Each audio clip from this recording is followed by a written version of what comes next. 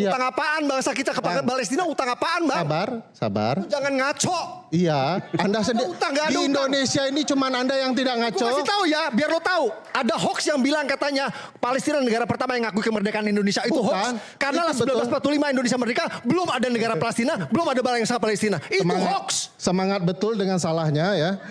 Bahwa yang dilakukan adalah bangsawan Palestina yang memberikan sumbangan kepada Agus Salim untuk bergerak di Timur Tengah dalam upaya kampanye kemerdekaan. Itu bukan hoax. Gak ada, tapi otak Anda saja yang tidak menangkap. Kita utang budi sama Amerika mungkin. Memang tapi bicara seperti ini dengan mengungkap kekasaran, Bang Iman, saya ingatkan Bang Abang, ini ruang publik, ini sinyal publik. Omongan seperti itu wajib hukumnya bagi Anda mengusir dia. Secara konstitusional. Wajib hukumnya bagi Anda. Kalau lo ngomongin ngaco, dengan senang hati gue pergi. Sinyal publik. Gak usah lu usir, dengan senang hati gue pergi. Silakan. Terima kasih. Ketololan tidak dibutuhkan. Lu lebih tolol goblok. Gak boleh. Kita kembali saat lagi tetap bersama kami. Tidak boleh. Saya peringatkan Anda. Kalau Anda tidak bisa, kalau tidak Anda tidak bisa. Anda tidak bisa tertib. Keluar. Keluar.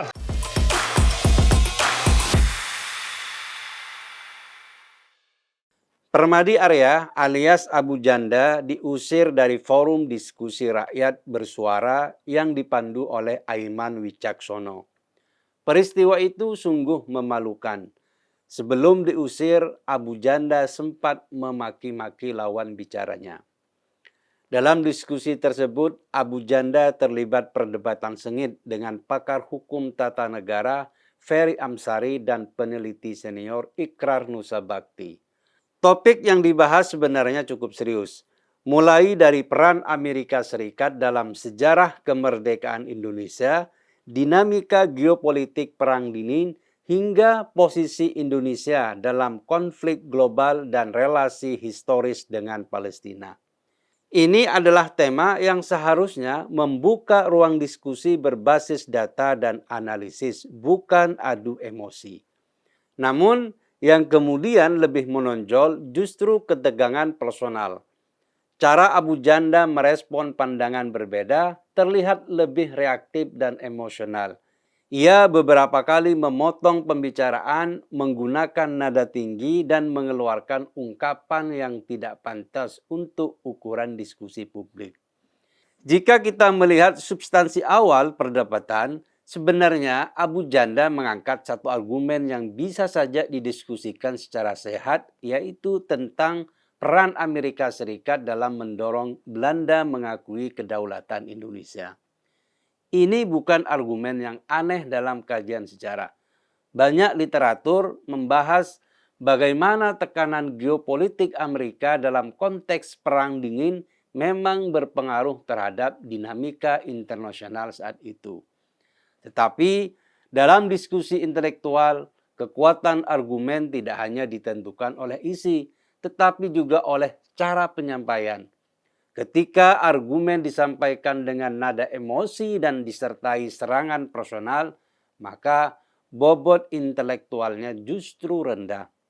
Situasi semakin memperlihatkan masalah ketika Profesor Ikrar Nusa Bakti mencoba memberikan perspektif berbeda bahwa keterlibatan Amerika juga didorong oleh kepentingan geopolitik untuk membendung pengaruh komunisme. Ini seharusnya menjadi kesempatan untuk memperkaya diskusi, tetapi yang terjadi justru interupsi dan respon emosional Abu Janda yang membuat dialog sulit berkembang. Hal yang sama terjadi ketika Ferry Amsari menjelaskan tentang kontribusi tokoh Palestina dalam membantu diplomasi kemerdekaan Indonesia. Perbedaan pandangan seharusnya bisa dijawab dengan rujukan sejarah tandingan. Tetapi ketika respon yang muncul adalah tudingan hoak dengan nada merendahkan, diskusi pun kembali kehilangan kualitasnya.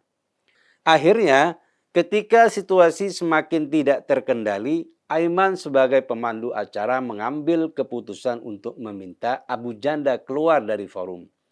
Keputusan ini bisa dipahami sebagai upaya menjaga ketertiban diskusi. Tetapi di sisi lain, peristiwa ini juga membuka ruang kritik terhadap cara forum tersebut dikelola sejak awal. Karena Pertanyaan yang juga penting diajukan, kenapa Aiman tidak melakukan tindakan itu lebih cepat? Moderator dalam forum diskusi publik bukan hanya bertugas membagi waktu bicara. Moderator adalah penjaga kualitas percakapan.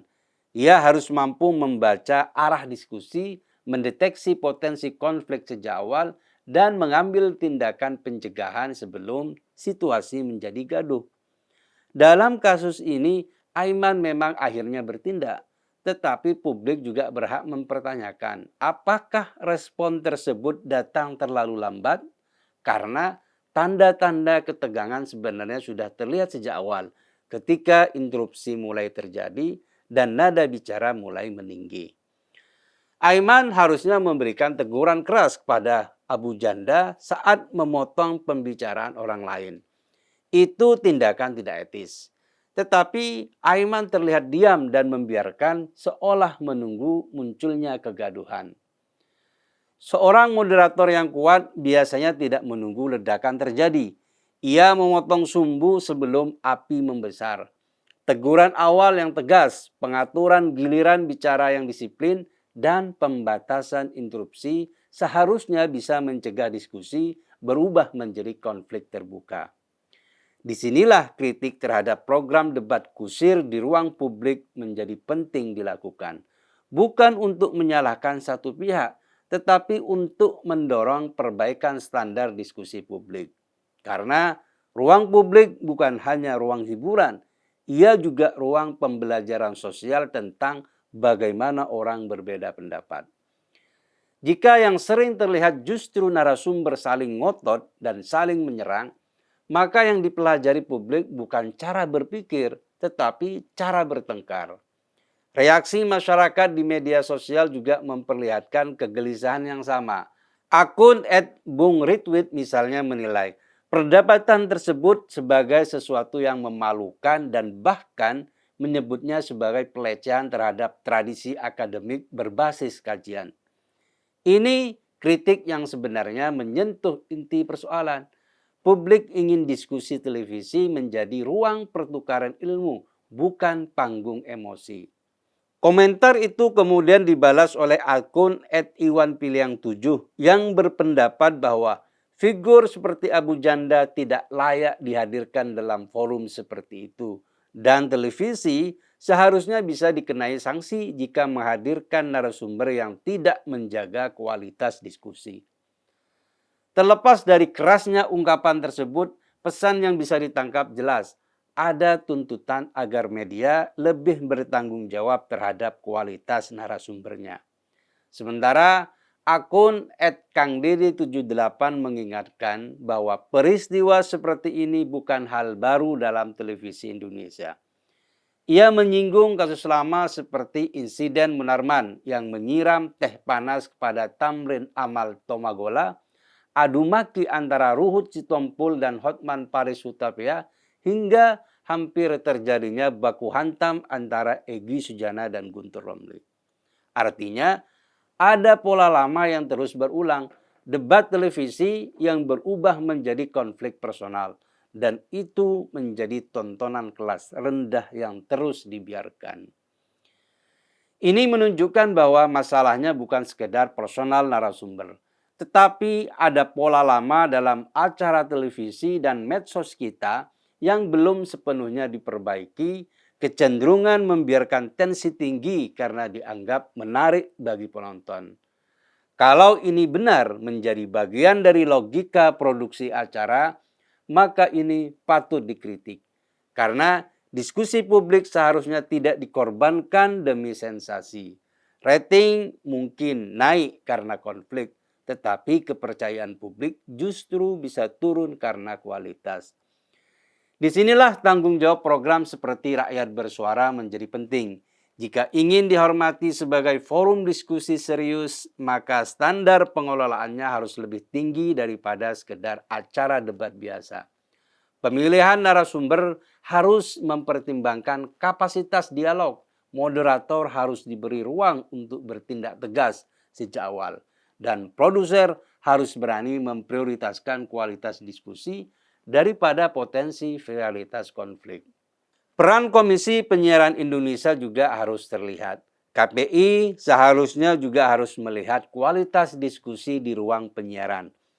Jika program diskusi berulang kali menampilkan konflik personal yang berlebihan, maka evaluasi menjadi sesuatu yang wajar demi menjaga standar siaran publik.